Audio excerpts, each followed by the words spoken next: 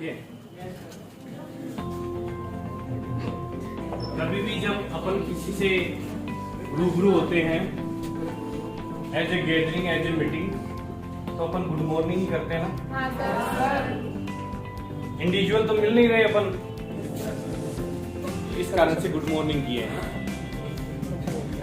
देखो मेरे सभी छोटे भाई बहन जैसे हो और आप उस दौर से गुजर रहे हो जिस दौर से हम 10 साल पहले गुजर चुके हैं, यही है ना। और अभी जो टाइम चल रहा है, राजस्थान में गवर्नमेंट अपने अंतिम वर्षों में है और चुनावी बजट भी आने वाला है, तो उसके साथ हमारे यहाँ बेरोजगारों के लिए उम्मीदें हैं कि कुछ वैकेंसी की घोषणा हो जाए और कुछ वैकेंसी पहले से घोषित हैं, उनकी एग्जाम होने वाले हैं, यही है ना। और पढ़ाई के लिए सबसे अच्छा टाइम होता है सर्दी का टाइम। तो आप सर्दियों के इस टाइम का अधिक से अधिक उपयोग करते हुए अच्छी से अच्छी पढ़ाई करें। तो ये पढ़ाई कैसे करें, ये आप अपने आप को मोटिवेट रखने के लिए कभी भी अनसक्सेस लोगों की स्टोरी न देखें। उन लोगों की स्टोरी देखें जो असफल हुए लेकिन फिर से उन्होंने जज्बा अपना कायम किया और फिर आगे अपने कदम बढ़ाए और सफल हो गए। क्यों? क्योंकि जैसे ही अपन असफल लोगों की स्टोरी देखते हैं ना, ज्यादा असफल लोगों को देखेंगे तो हमारे अंदर असफलता के राज पैदा होने लग जाएंगे। इसलिए हमेशा सफल लोगों की स्टोरी देखने के लिए कहा जाता है कि आप सफल लोगों को सुने, सफल लोगों को देखें, तो आप भी सफल होने की संभावनाओं को बढ़ा देते हैं।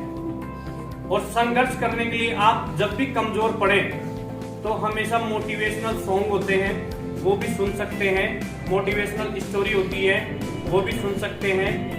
और ये 2023 है, इसको केवल आज 1 जनवरी से आपको ये प्रण लेना है कि जैसे मान लो प्रदीप जी सर का कल का बर्थडे था और हमें मौका आज मिला सेलिब्रेट करने का, उसी तरीके से हो सकता है आपके पास कोई अवसर आया हो और वो अवसर आपसे पर्दे के पीछे ही जाने की कोशिश कर रहा हो, तो हम दूसरे दिन उसको पकड़ लेंगे। और जैसे अपन ने 1 तारीख को ये शायद हम नहीं आ पाए या सर नहीं आ पाए, इस वजह से आज हम केक को सामने लेकर आ गए, उसी तरीके से आपको पर्दे से पीछे से अपनी सफलता को उठाकर उस पर्दे के सामने लानी है। 2024 में आप लोग बेरोजगार नहीं होने चाहिए, ये आप प्रण लेंगे आज। और मैं प्रदीप जी सर से अनुरोध करूंगा कि इनको एक बार अपने शब्दों में प्रण दिलवाएं कि 2024 में आपके जो भी बच्चे इस हॉल में हैं वो कोई भी अपनी बेरोजगारी में नहीं रहे।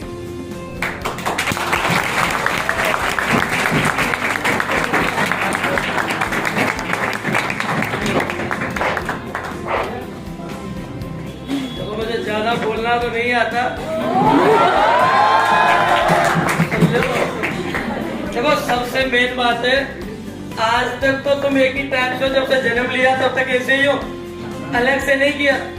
अब 2022 गई, 2021 गई, 2020 गई, 2019 के साल जा ही रहे और आगे भी जाएंगे, टाइम बीतता ही जा रहा है। लेकिन आज कितना टाइम हो रहा है सर, टाइम देख के बताओ।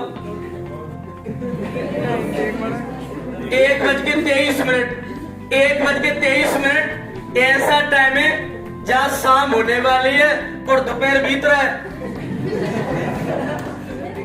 तो आज 1:23 पे सारे लोग ये प्रण लेंगे, वादा करेंगे, जो 2022 में नहीं कर पाए वो 2023 में करेंगे। अब झंडा गाड़ने का टाइम है, क्योंकि 2022 में तो तुम कुछ गाड़ नहीं पाए, आपके खुद गड़े हुए उखड़ गए। तो आज और अभी 2022 में जो नहीं किया वो 2023 में करेंगे, क्योंकि 2022 में बेरोजगार थे आप लोग, मैं तो नहीं था, आप लोग। तो ऐसा नहीं होना चाहिए कि भाई 2022 में बेरोजगार थे तो 2023 में भी रहे। अब हम वादा करेंगे कि हमें झंडे कौन सी ईयर में गाड़ने हैं, 2023 में। जो 22 में नहीं कर पाए तो 2021 2021 में नहीं कर पाए, 2020 में नहीं कर पाए, अब गवाह बनेगी 2023 तुम्हारी कामयाबी का। तो आज वादा करेंगे 2022 में झंडे नहीं गाड़े तो झंडे कब गड़ेंगे? अब 2023 में। झंडे गाड़ने नहीं, झंडे इतनी गहराई तक गाड़ने कि आपकी 2023 पूरी गवाह बने, आसपास के लोग ये कहें कि ये प्रण लिया था 2023 के लिए और आज 23 स्टार्ट हुई है कल से। आपके पास पूरे दिन है 363 दिन है। कितने दिन है? 363 दिन में 63 दिन आप सोओगे, 100 दिन आप खाओगे, बस 200 ही दिन है आपके पास। 200 दिन में आपको वो करके दिखाना जो 2022 तक आप कर ही नहीं पाए। आप ध्यान रखना, आपका जन्म होता है, जन्म के बाद नामकरण होता है, सबका होता है। नामकरण के बाद आप बड़े होते हो, शिक्षा के लिए जाते हो, पढ़ते हो, ये तो सब करते हैं नॉर्मल काम। आप गांव में जनरल व्यक्ति भी देखोगे वो भी करता है, लेकिन आप अलग से क्या करोगे? अलग से नहीं करोगे तो आपकी कोई पहचान भी नहीं है, पड़ोसी भी पहचान नहीं बता सकते। तो आपकी पहचान के लिए आप जब तक झंडे नहीं गाड़ते हो, तब तक आप कुछ नया नहीं करते हो, तब तक आपकी कोई पहचान नहीं है, हमारी भी पहचान नहीं है। अब यहाँ अगर मैं भाषण दे रहा हूँ, मैं आपको अगर कुछ बता रहा हूँ, तो इसका मतलब आप जिस चीज से गुजर रहे हो हम उससे गुजर चुके हैं, हम निकल चुके हैं उन चीजों से। तो आपको उससे पहले अपन एक्सपीरियंस ही बता सकते हैं कि एक्सपीरियंस ये है कि कुछ नहीं, दुनिया में धरती गोल है, जहां से स्टार्ट करते वहीं पहुंच जाते वापस। धरती गोल है, ये जिस दिन समझ में आ गया उस दिन आपको बहुत टाइम हो जाएगा जब तक आपको पता चलेगा कि चीजें क्या है। यथार्थ का ज्ञान होता है जब तक हम इतने आगे निकल जाते कि लौट कर आ ही नहीं सकते। तो पहले वो काम करने, पहले झंडे गाड़ने, फिर धरती का यथार्थ का ज्ञान लेना है। यथार्थ का ज्ञान सबको है, बाकी सर बहुत अच्छे से आपको बताएंगे, हिंदी वाले सर जो रियल चीज है वही बताते, मैं भी उन्हीं से ज्ञान लेता हूँ।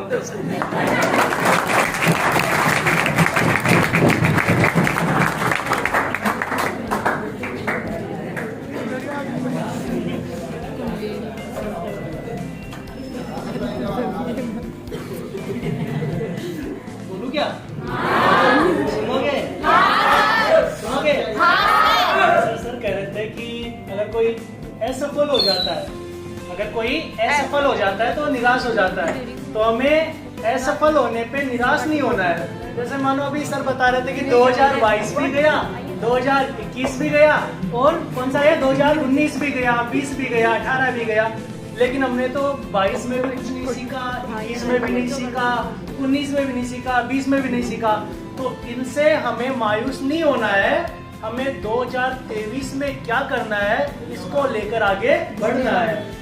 लेकिन कुछ विद्यार्थियों का मनोबल गिरवाने वाले या गिराने वाले बहुत महानुभाव मिल जाएंगे और उनका मनोबल बढ़ाने वाले बहुत कम मिलता है। जैसे आपने कुछ पंक्तियां सुनी होगी कि अब पछताए होत क्या जब चिड़िया चुग गई।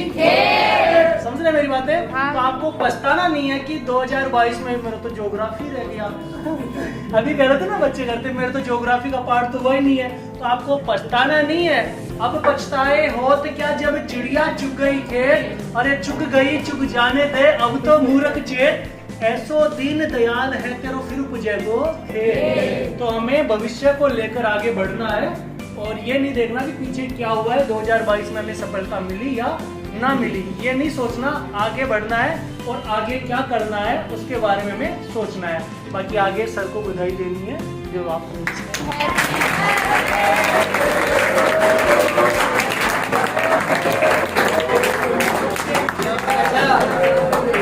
मुझे कैसे बताओ तुम में कितने लोग हैं जिन्हें कोई प्रॉब्लम नहीं है, जिन्हें कोई समस्या ही नहीं है जीवन में?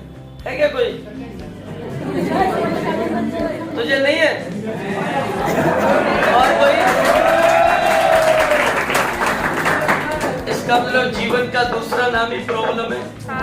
और आप ध्यान रखना, अगर आपको प्रॉब्लम नहीं है तो आप जी नहीं रहे, धरती पर हो ही नहीं। आपको प्रॉब्लम नहीं है तो या तो आप मंगल ग्रह से आए हो या फिर किसी ग्रह में रहने लायक ही नहीं हो। जीवन अगर लाइफ है तो वही प्रॉब्लम तो होंगी। प्रॉब्लम क्यों होती है? क्योंकि आपको सिखाया जाता है कि प्रॉब्लम से कैसे निकलना है, और प्रॉब्लम नहीं होंगी तो आप जीवन का इंटरेस्ट कैसे लोगे? भाई लाइफ सब नॉर्मली कोई भी जी के निकल जाता है, लेकिन लाइफ यादगार क्या चीज बनती है? आप किससे लड़े, आपने किसकी खोपड़ी फोड़ दी, आप बुजुर्ग होकर सुनाते हो। और जवानी के कुछ किस्से तो होने चाहिए जो बुढ़ापे में सुना सके, नहीं तो बुढ़ापा खराब, जवानी तो तुम्हारी खराब है ही। भाई जवानी खराब तो बुढ़ापा तो खुद ही खराब हो जाएगा। आपके आने वाली पीढ़ियां पूछेंगी साहब आपने क्या किया? साहब हम तो धरती पर बोझ थे, जनगणना में काउंटिंग होती थी, डेली एक आता था, स्कूल का मास्टर लिख जाता कितने सदस्य घर में, यही तो होता है। तो हाँ, जो भी 10 साल में जनगणना होती है भाई, तो आप एक चीज, मेन चीज है, अगर प्रॉब्लम नहीं है तो जीवन है ही नहीं। प्रॉब्लम का दूसरा नाम ही जीवन है। अगर आप लाइफ है तो प्रॉब्लम है। और आज की जनरेशन को काम करना सॉल्यूशन पे। प्रॉब्लम है तो सॉल्यूशन तो है।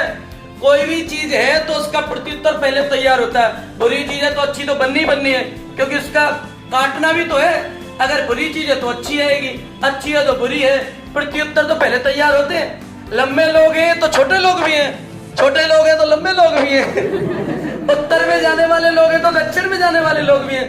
तो हमें बहुत सारी प्रॉब्लमें हैं, आपको भी है, मुझे भी है, हर किसी पर्सन के प्रॉब्लम है। लेकिन प्रॉब्लम को लेकर बैठना नहीं है, उसका सॉल्यूशन करना है। आज की जनरेशन सॉल्यूशन पे काम करेगी तो ही आगे काम होगा, नहीं तो प्रॉब्लम लेके बैठे रहो। आज प्रॉब्लम आपकी है, सॉल्यूशन आपको ही करना है। आज करो, कल करो, 6 महीने बाद करो, 1 साल बाद करो। कोई पड़ोसी तुम्हारी प्रॉब्लम सोल्व करने आना भी नहीं है। तुम्हें खुद की प्रॉब्लम है, खुद ही सोल्व करनी होती है। कोई ना तीसरा आता है, ना पड़ोसी आता है, ना घर वाले आते हैं। खुद की प्रॉब्लम खुद ही सोल्व करनी होती है। तो पहले प्रॉब्लम के सॉल्यूशन पे काम करो। ऐसा कोई नहीं को कोई तुम्हें दिक्कत है और कोई दूसरा है और उसका सॉल्यूशन निकाल के जाए। आज तक किसी के साथ ऐसा नहीं हुआ। आपकी प्रॉब्लम है, आपको सोल्व करनी होगी। आज करो, कल करो, परसों करो, 1 साल बाद करो। जॉब आपको लगनी है, पढ़ना आपको ही पड़ेगा। आज पढ़ो, कल पढ़ो, अगर जरूरत है तो पढ़ना तो आपको ही पड़ेगा। मैं पढ़ के आपका पेपर थोड़ी करके आ सकता हूँ, आ सकता हूँ अगर यही गवर्नमेंट रही तो कुछ भी हो सकता है। पेपर ही घर पे लाके दे सकते हैं। यही गवर्नमेंट रही तो वो भी हो जाएगा।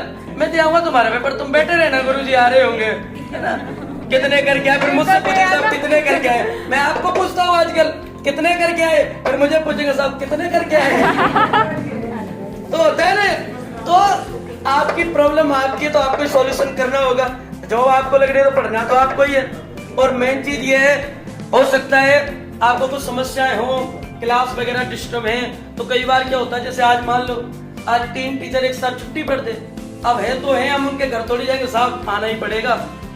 ऐसे नहीं होता जबरदस्ती, भाई सबके पर्सनल काम है। हो सकता है मैं बहुत कम एब्सेंट होता हूँ तो मुझे प्रॉब्लम कम हो सकती है, काम कम हो सकते हैं, लेकिन बाकी के टीचरों को तो काम होते हैं, उन्हें तो रुकना ही पड़ेगा। तो हमें कोई ना कोई, हो सकता है आपको आज भाई 1-8 घंटे बैठना भी पड़ जाए। हमें मैनेजमेंट में पेपर भी आयोजन करवाना पड़ता है। क्यों? क्योंकि टीचर एब्सेंट है तो ऐसे थोड़ी कहेंगे साहब काम छोड़ दो, हमारा काम करो। ऐसे थोड़ी होता, सबकी लाइफ है। और